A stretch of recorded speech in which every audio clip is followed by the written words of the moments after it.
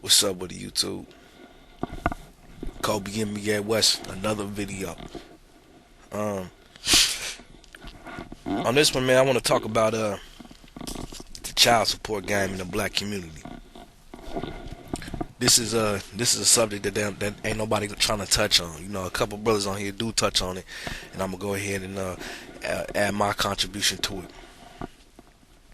See, a lot of us presume in the black community that child support is a necessity from the lack of black fathers being present in the children's lives. But let's really look at the real and what causes the child support predicaments to begin with.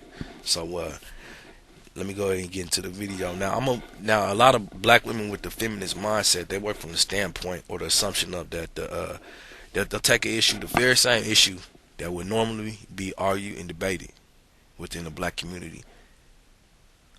In their eyes, it's already presumed as truth. So that's why they start with phrases such as "we all know" or "most of them." Those are common starting points of feminist propaganda. Now, it's court record. It's not public though. It is court record that many black women, they have gone to the court to gain custodial custody of their children and take a proactive approach to working with the government to destroy the black community by participating in the government family separation program, i.e., the family court. This court, this court has powers like no other court in the land. It works in secret. Its proceedings are not a matter of public record. The defendants in the court are presumed guilty, and they bear the burden of proving innocence. These are all facts that you ain't gonna hear discussed in the media. You know what I'm saying? Or the black men that want to stand up and protect women, they're not gonna discuss this. So, black women who already work from the pretext of the father being a deadbeat who ran off will have no reason to claim custodial parental rights to a child's father who's not even around.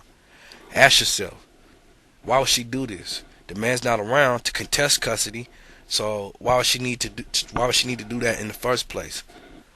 No one examines the facts. The only reason the courts would award a woman custodial custody of a child is if the father is in the child's life. Now, I'm not saying the man has to be present in order for them to do this. They can proceed with or without him. And overwhelmingly, it always culminates in the woman's and the state's favor. Why the woman in the state?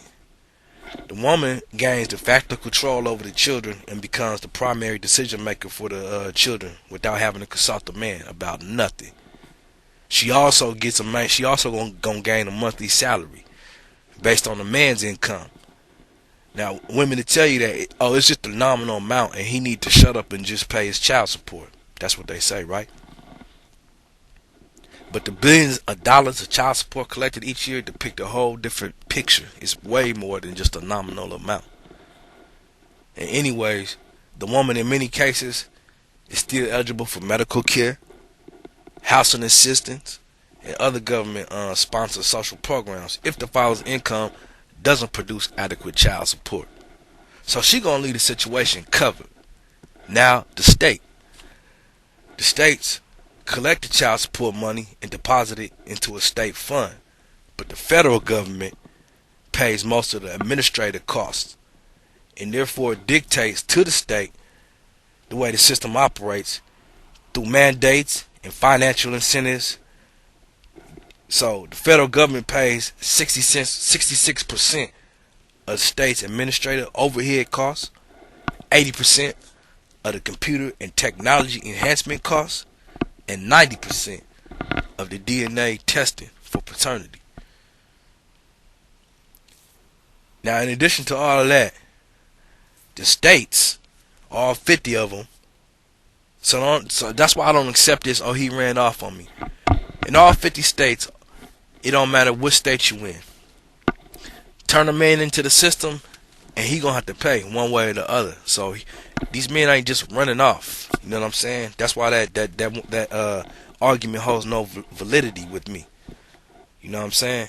So excuse me. In addition to all the federal government money that the states pay all the money that the federal government pays to the states, brother, they still share in a pool of money as incentives from the federal government dollars. You know what I'm saying? And these states can get a waiver to spend the bonus money any way they choose. You know, this was really going on. You know, and then most of the child support owed by welfare class fathers, or fathers that's in jail, or fathers that's just unemployed, or you know, they mostly remain unemployed. They're not collecting the money from these cats. So you got to ask yourself,